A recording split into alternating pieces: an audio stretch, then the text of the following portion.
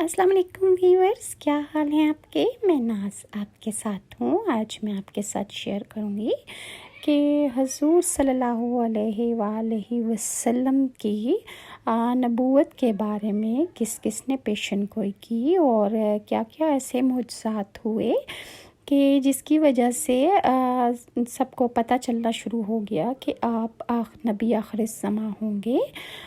حضور صلی اللہ علیہ وآلہ وسلم کی عمر مبارک جب 7 سال کی ہوئی تو آپ کی آنکھیں دکھنے کو آ گئیں۔ مکہ میں آنکھوں کی بیماری شروع ہو گئی تو آپ کی آنکھوں کا بہت علاج کرایا عبدالمطلب نے، لیکن آپ کو ذرا بھی فرق نہ پڑا۔ عبدالمطلب سے کسی نے کہا کہ اوکاز کے بازار میں ایک راہب رہتا ہے، وہ آنکھوں کے تکالیف کا علاج بہت اچھا کرتا ہے۔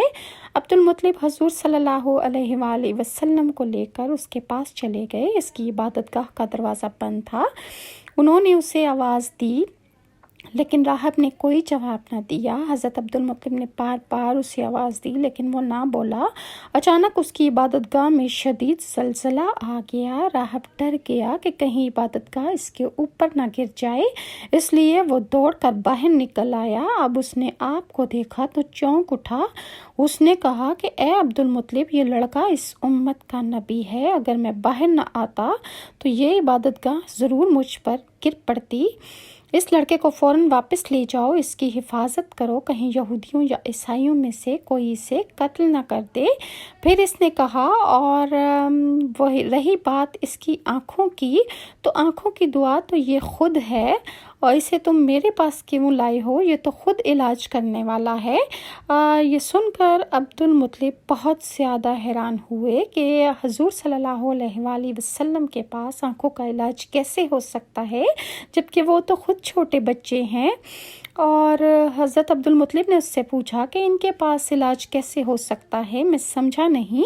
تو راہب نے کہا کہ ان کا جو لعاب دہن ہے ان کی آنکھوں میں لگائیں، اور انہوں نے ایسا ہی کیا اور آپ کی آنکھیں فوراً ٹھیک ہو گئیں۔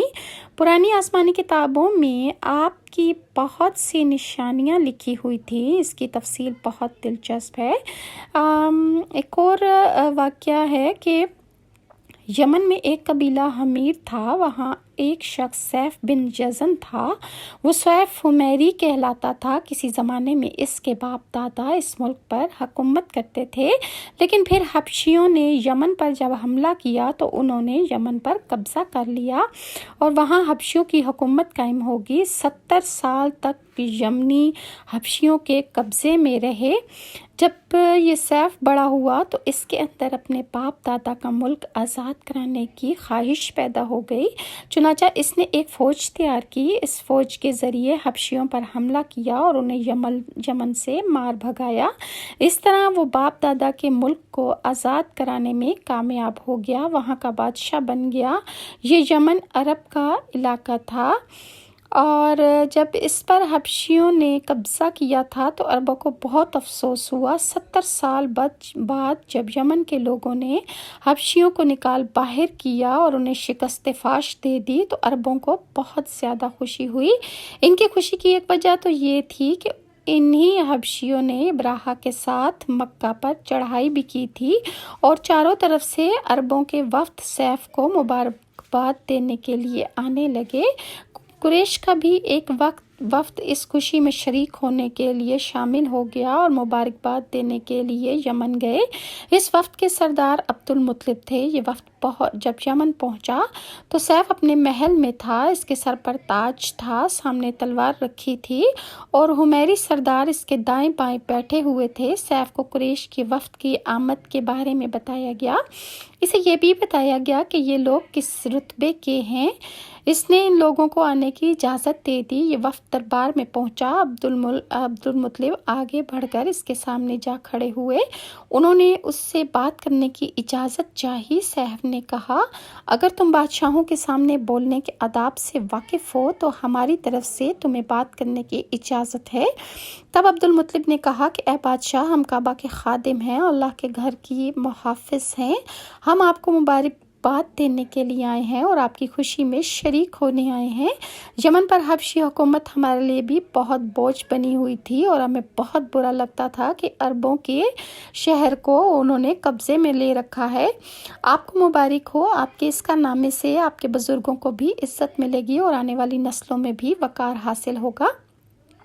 سیف ان کے الفاظ سن کر بہت خوش ہوا، بے اختیار بول اٹھا، اے شخص تم کون ہو، کیا نام ہے تمہارا؟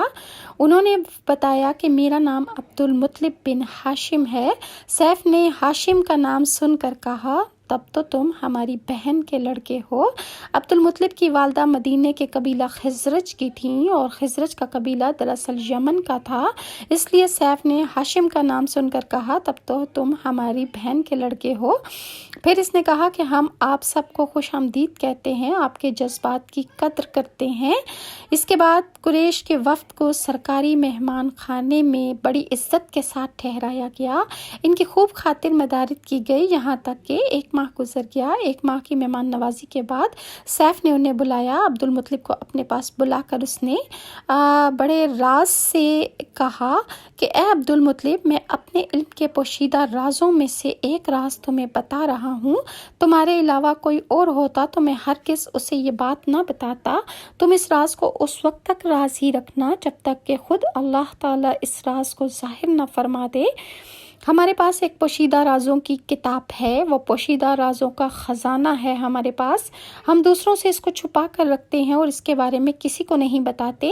میں نے اس کتاب میں ایک بہت عظیم الشان خبر اور ایک بہت بڑے خطرے کے بارے میں پڑھ لیا ہے اور وہ آپ کے بارے میں ہے۔ عبد المطلب نے جب یہ باتیں سنی تو بے حد زیادہ حیران ہوئے اور پکار اٹھے کہ میں سمجھا نہیں، آپ مجھ سے کیا کہنا چاہتے ہیں؟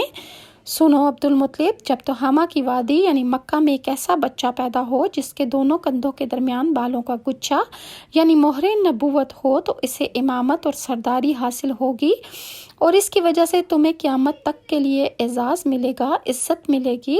عبد المطلب نے یہ سن کر کہا کہ اے بادشاہ، اللہ کرے آپ کو بھی ایسی خوشبختی میسر آئے، آپ بھی وہ وقت دیکھیں، آپ کی ہیبت مجھے روک رہی ہے، ورنہ میں آپ سے پوچھتا کہ اس بچے کا زمانہ کب ہوگا۔